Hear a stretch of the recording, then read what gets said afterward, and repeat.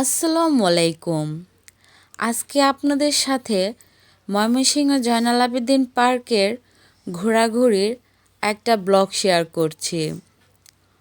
ব্লগটাকেও না টেনে বা না কেটে পুরোটা দেখার অনুরোধ রইল। তো প্রথমেই আমরা জয়নাল আবেদীন পার্কের ভিতরে ঢুকে গেলাম। আর হ্যাঁ, আমার বাসা থেকে জয়নাল আবেদীন পার্কের দূরত্ব 5 মিনিট। আমি কিন্তু নদীর পাড় দিয়ে হেঁটেই পার্কে এসে পড়েছি। তো দেখেন আমার মেয়েরা কত এনজয় করছে। ওরা 4 বোন মিলে কি মজা করে খেলছে। ওদের দেখে আমি আমার ছোটবেলাকে ভীষণভাবে মিস করছিলাম।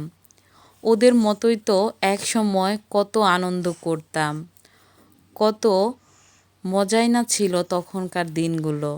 আর এখন 2 বাচ্চার মা, এখন ওদের সামলাতে সামলাতেই দিন চলে যায়। নিজের কথা একটুও চিন্তা করার সময় নেই।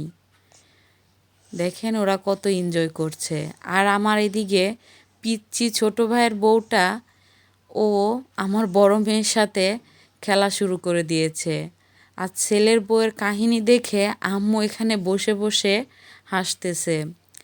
আর আমার ছোট মেয়ের তো ওর বাপ হলে আর কিছুই লাগে না। বাপকে নিয়ে পুরো পার্ক হেঁটে হেঁটে বেড়াচ্ছে। আর এদিক দিয়ে 3 বোন কি সুন্দর দোল খাচ্ছে।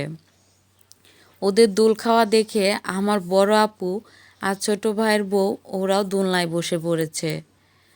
ওরাও ভীষণ মজা করে দোলনায় দোল খেলো।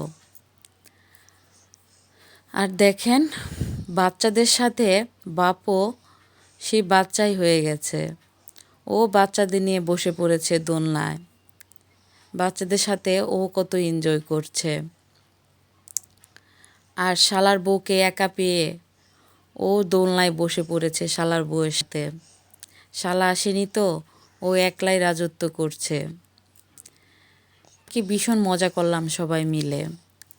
আর দেখেন পার্কে এসেছি আর বেলপুরি খাবো না, সেটা কি হয়? তো পরিবারের সবাই মিলে বেলপুরি খেলাম। আর বাচ্চাদেরকে তুলে দিলাম একটা রাইডসে।